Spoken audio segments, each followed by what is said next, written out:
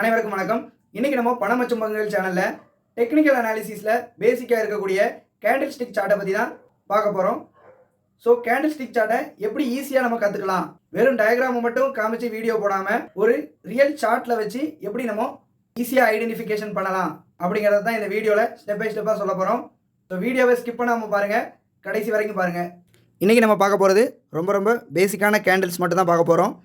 ஏன்னா இந்த கேண்டில்ஸை தெரிஞ்சுக்கிட்டாலே மீதி உள்ள கேண்டில்ஸ் எல்லாத்தையுமே இதோட அப்கிரேஷன் தான். ஸோ நான் என்ன பண்ணியிருக்கேன்னா ஒரே சார்ட்லேயே அவ்வளோ கேண்டில்ஸும் வர்ற மாதிரி கொஞ்சம் செலக்ட் பண்ணி வச்சுருக்கேன். ஸோ ஹெச்டிஎஃப்சி பேங்கோட சார்ட்டை ஓப்பன் பண்ணி வச்சுருக்கேன். இப்போ நம்ம என்னென்னு ஒவ்வொன்றா பார்க்கலாம். நம்ம சேனலை இதான் நீங்கள் ஃபஸ்ட் டைம் பார்க்குறவங்களா இருந்தீங்கன்னா கொஞ்சம் மறக்காமல் சப்ஸ்கிரைப் பண்ணிக்கோங்க. அதோட பக்கத்தில் இருக்கிற பெல் ஐக்கனை கிளிக் பண்ணிக்கோங்க. அது மட்டும் இல்லாமல் நம்ம சேனலில் ஸ்டாக் மார்க்கெட்டோட பேசிக்ஸ் என்னலாங்கிறத நம்ம பிளேலிஸ்ட்டில் இருக்குது. பிளேலிஸ்ட்டோட லிங்க்கை டிஸ்கிரிப்ஷனில் கொடுக்கேன்.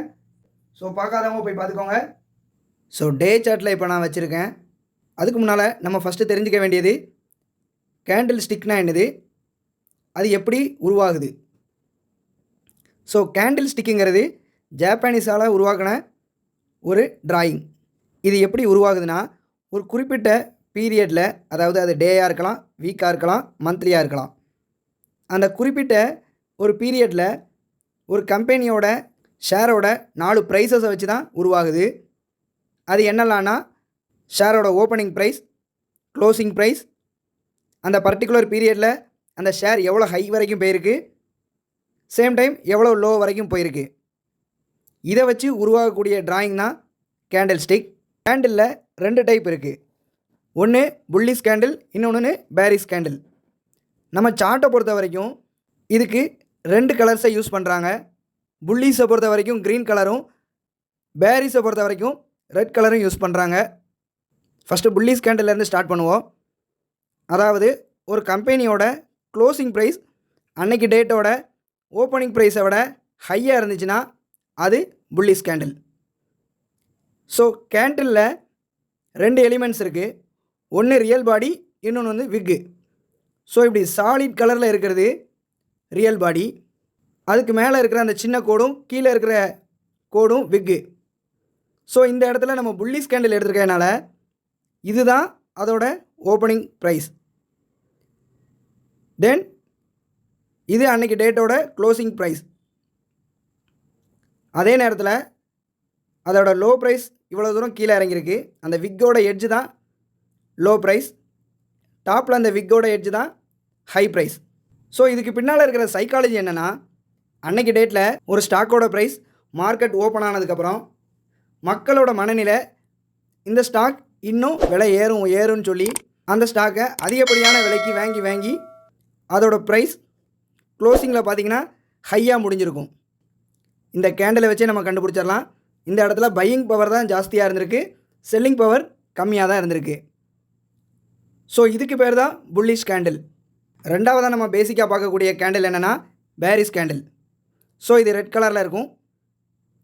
இதில் ஒரு ஷேரோட க்ளோசிங் ப்ரைஸ் அதோட ஓப்பனிங் ப்ரைஸை விட கம்மியாக இருந்துச்சுன்னா அது பேரிஷ் கேண்டில்.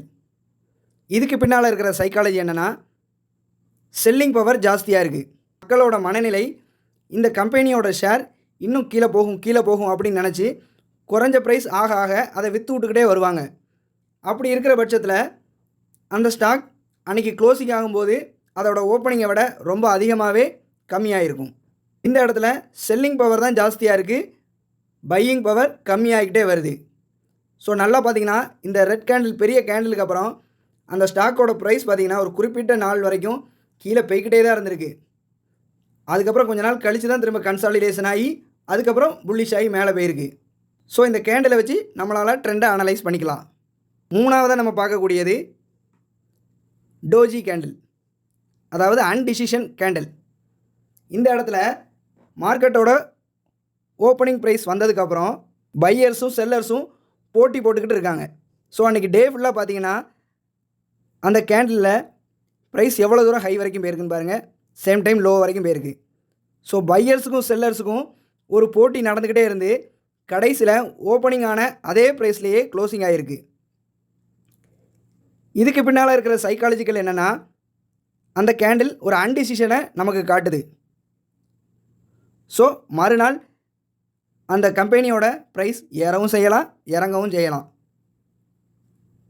ஸோ இப்படி உருவாகக்கூடிய கேண்டில் தான் டோஜி கேண்டில். ஸோ இதை இன்னொன்று ஒரு எக்ஸாம்பிள்லேயும் பாருங்கள். இங்கே ஒரு குறிப்பிட்ட நாட்கள் வரைக்குமே ப்ரைஸில் பெருசாக மூவ்மெண்ட்டே இல்லை. ஸோ இது ஃபுல்லாகவே டோஜியாக தான் இருந்திருக்கு. இதில் நான் மார்க் பண்ணியிருக்க இடத்துல பாதிக்கு மேலே ஒரு 4 கேண்டிலுக்கு மேலே மீதி இருக்கிறது எல்லாமே டோஜியாக தான் இருக்குது. ஸோ அப்படி இருக்கிற பட்சத்தில் மார்க்கெட்டோட ட்ரெண்டை பார்த்திங்கன்னா சைடுவேஸ்லேயே தான் இருந்திருக்கு.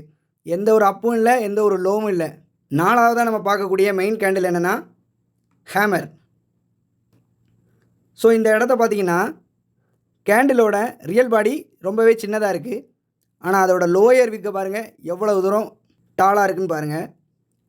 ஸோ இதை பார்க்குறதுக்கு ஒரு சுத்தியல் மாதிரியே இருக்கும். அதுக்கு தான் இது ஹேமர் கேண்டில்னு சொல்கிறாங்க. இதுக்கு பின்னால் இருக்கிற சைக்காலஜி என்னென்னா, ஒரு ஸ்டாக் அன்னைக்கு ஓப்பனிங் ஆனதுக்கப்புறம் செல்லிங் ப்ரெஷர் அதிகமாக இருக்குது மார்க்கெட்டில். ஸோ செல்லர்ஸ் எல்லாமே விற்றுக்கிட்டே வராங்க. விற்க விற்க அந்த ஸ்டாக்கோட ப்ரைஸு கீழே இறங்கி இவ்வளோ தூரம் வரைக்கும் கீழே போயிட்டு, ஆனால் ஒரு குறிப்பிட்ட நேரத்துக்கு அப்புறம் திரும்ப பையர்ஸோட என்ட்ரி அங்கே அதிகமாக இருக்குது. ஸோ அவங்க திரும்ப வாங்க ஆரம்பித்து அந்த ஸ்டாக்கோட ப்ரைஸ் பாருங்கள், அது ஓப்பனிங் ஆனதை விட கொஞ்சம் அதிகமாகவே மேலே ஏறி தான் க்ளோஸ் ஆகிருக்கு. ஸோ இந்த இடத்துல நமக்கு என்ன தெரிய வருதுன்னா, செல்லர்ஸோட ஆதிக்கம் கம்மியாகி பையர்ஸோட ஆதிக்கம் அதிகமாகுது அப்படிங்கிறத நமக்கு உணர்த்துது. ஸோ ஹேமர் கேண்டில் எங்கெல்லாம் உருவாகும்னா ஒரு டவுன் ட்ரெண்டில் மட்டும்தான் உருவாகும். ஸோ இது நமக்கு இண்டிகேட் பண்ணுறது என்னென்னா, ஒரு ஷேரோட டவுன் ட்ரெண்ட்லேருந்து அப் ட்ரெண்டுக்கு மாறப்போகுது. தென் அதுக்கு அப்படியே ஆப்போசிட் இன்வெர்டட் ஹேமர். இந்த இடத்துல ரியல் பாடிக்கு மேலே உள்ள விக்கு பார்த்திங்கன்னா ரொம்பவே டாலாக இருக்கும், கீழே உள்ள விக்கு ரொம்ப கம்மியாக இருக்கும். ஸோ இப்படி வர்றது இன்வெர்டட் ஹேமர். இதோட சைக்காலஜி என்னென்னா, மார்க்கெட் ஓப்பனிங் ஆனதுக்கப்புறம் பையர்ஸோட ஆதிக்கம் ஃபஸ்ட்டு அதிகமாக இருக்கும். இன்னும் ஸ்டாக்கோட ப்ரைஸ் ஏறுன்னு சொல்லி அதிக விலை கொடுத்து வாங்கி ஒரு குறிப்பிட்ட அளவு வரைக்கும் கொண்டு போயிடுவாங்க ப்ரைஸை. தென் செல்லர்ஸ் உள்ளே என்ட்ரி ஆவாங்க ஒரு குறிப்பிட்ட டைமுக்கு அப்புறம். அவங்க என்ட்ரி ஆகி இல்லை இந்த ப்ரைஸ் கட்டுப்படி ஆகாது அப்படின்னு சொல்லி விற்று திரும்ப அது எந்த இடத்துல வாங்கினோமோ அது கிட்டேயே முடியும். செல்லிங் ப்ரெஷர் அந்த இடத்துல ஜாஸ்தியாக இருக்குது, பையர்ஸோட ஆதிக்கம் கொஞ்சம் கொஞ்சமாக குறைஞ்சிக்கிட்டு வருது அப்படிங்கிறத நம்ம காமிக்கி.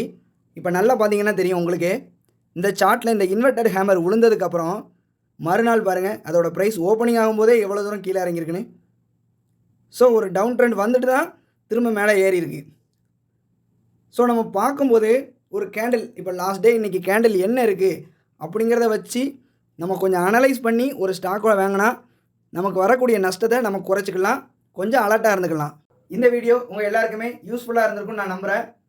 ஸோ உங்கள் நண்பர்களுக்கு ஷேர் பண்ணுங்கள், பிடிச்சிருந்தால் லைக் பண்ணுங்கள். நன்றி.